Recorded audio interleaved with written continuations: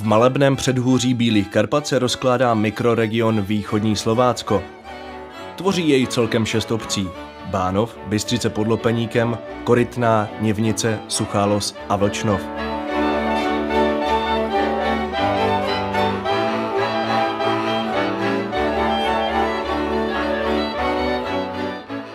Domové, na prahu tvém poklekám časem, žebrák vyhnaný z dědictví svého, tulák z ciziny přivolán palčivým hlasem, ohně v ohništi zapadlé zas svítí do času zlého. O domové, lány pyšné do nekonečna rostou a hynou v praskavé sladkosti zrání. Střídáním ženců láme se bez konce na kruhu věčna, chuť života i skonu ze studny dáváš nám dlaní. Vzdálen jsem tobě, lodník ztracený, korábe se stožáry hor, jež u kolébky se schýlili nad naším žitím. O stezky rozběhlé, pohádko časem nedopovědená, nikdy vám nedojdu konců, stříbrné niti tkaniva žití. Až zmládly cesty, záplavou času sláva je změněna a tíha života dětskou radost z nich mítí. Domové, korábe přikutý do tiché země, až před palubou tvou pro tebe klesnu a úsměv boží nad tebou uzřím, ty zvone rozhoupaný, do bouřné země vyzvánějte mě, o slávě, o víře a síle, schýlené hlavy vzpřím a zvedni se země, již horami a nebem vystavěl pro nás Bůh.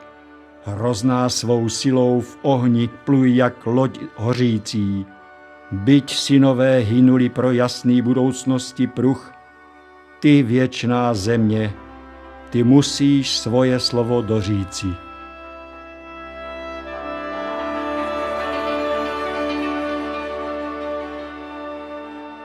Domov je tam, kde lidé žijí, kam se vracejí a kde ctí odkaz svých předků.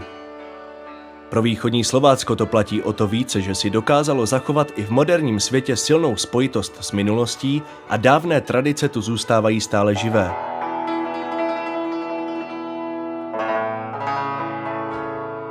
Krásu pestrobarevné palety krojů celého mikroregionu můžeme nejlépe ocenit při krojovém průvodu na slavnostech vína v Uherském Hradišti.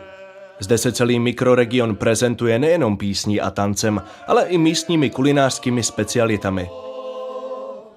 Svatý Jan, svatý Jan. Láska ke krojům a folkloru se zde předává již po celé generace.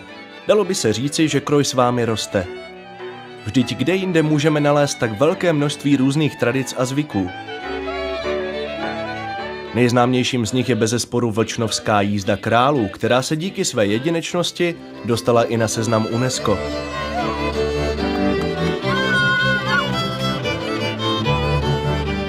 Průvod tvoří skupina jezdců, která má ve svém středu krále. Ten je z důvodu utajení převlečen do ženských šatů. Jako znak mlčenlivosti má v ústech růži. Jezdci vyvolávají různé vtipné vyvolávky, za což bývají zpravidla odměňováni.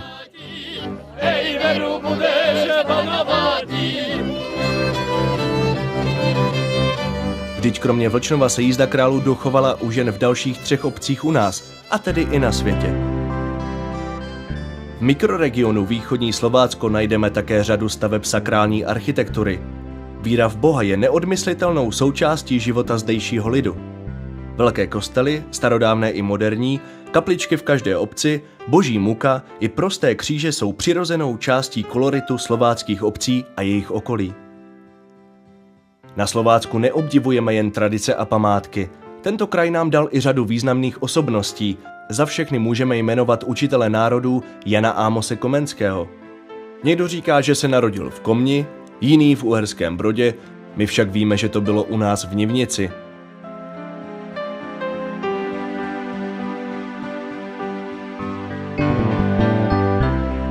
Dochované staré domy i památné vinohradnické stavby dokreslují život v dobách minulých a jsou přirozenou kulisou starých obyčejů i dnešní doby.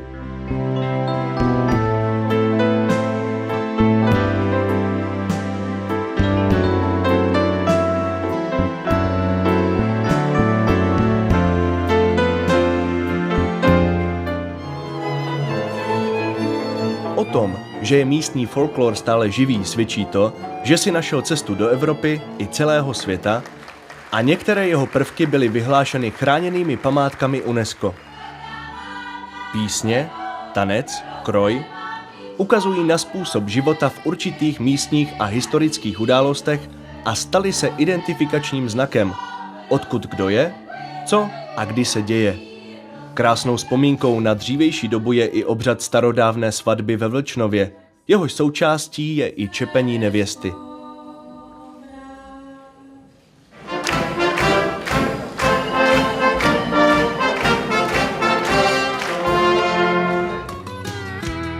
Východní Slovácko se nachází v malebné krajině jihovýchodní Moravy, zasahující do podhůří Bílých Karpat. Kromě památek a lidových zvyků nabízí krásné a čisté prostředí pro sportovní vyžití a různé možnosti aktivního odpočinku. Adrenalinové sporty a síť cyklostezek, které propojují všechna místa v regionu a přímo vybízí k víkendové výjížďce. Letní dovádění na mnoha koupalištích nebo poklidné rybaření v obklopení lesů a luk. Všude najdete místa k odpočinku. Vycházce po okolí můžete ochutnat čistou vodu z lesních studánek, vyjít si s rodinou, přáteli nebo čtyřnohými miláčky. Rovněž můžete navštívit a ochutnat některou z minerálních vod, jež se zde nachází. V trati Hluboček, která se rozkládá nedaleko Korytné, naleznete sirnatý léčivý pramen Smraďačka, jehož existence se datuje již v roce 1580. Stejně starý je i minerální pramen Slatina v Suché Lozi, který je proslulý svými blahodárnými účinky, pomáhajícími zvláště při žaludečních potížích, problémech se štítnou žlázou, slinivkou břišní, srdečních chorobách a revmatismu.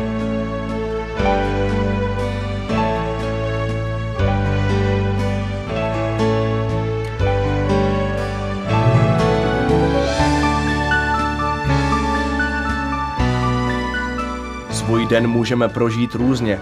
Sportem, turistikou, zdravotní vycházkou či nalézt trochu duchovního klidu při pouti do kopců, která se každoročně pořádá u lesní kapličky svaté Panny Marie v Bystřici pod Lopeníkem.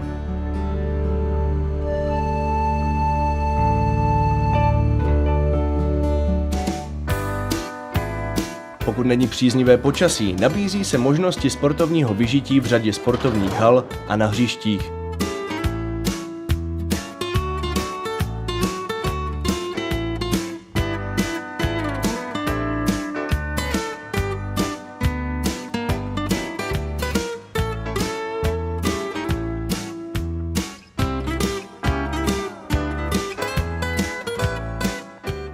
Východní Slovácko má jednu přednost, která se v moderní společnosti rychle vytrácí.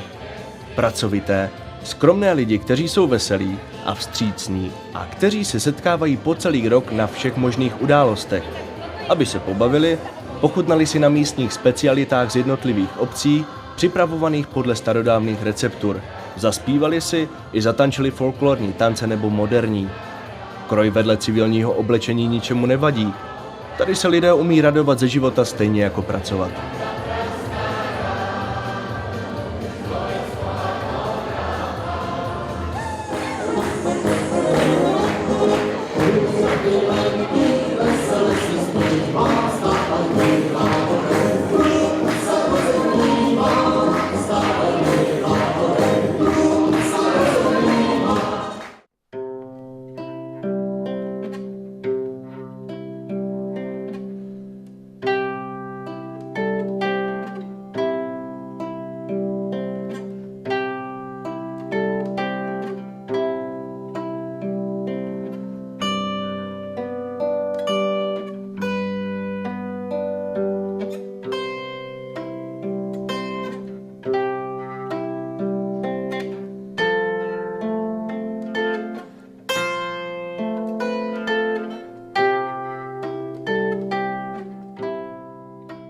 Celé naše putování končí tak trochu symbolicky s koncem roku.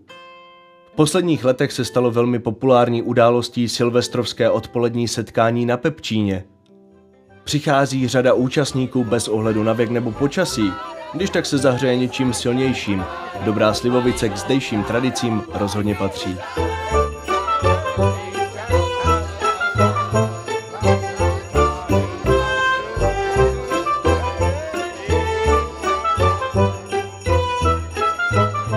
Svou lásku k domovu a ke své zemi nakonec spontánně vyjádří naší hymnou, která je zde slyšet zcela od srdce. Tady na Pepčíně a na Javořině ve 12 hodin se zpívá československá hymna. A to je ta krásná země, země Čech.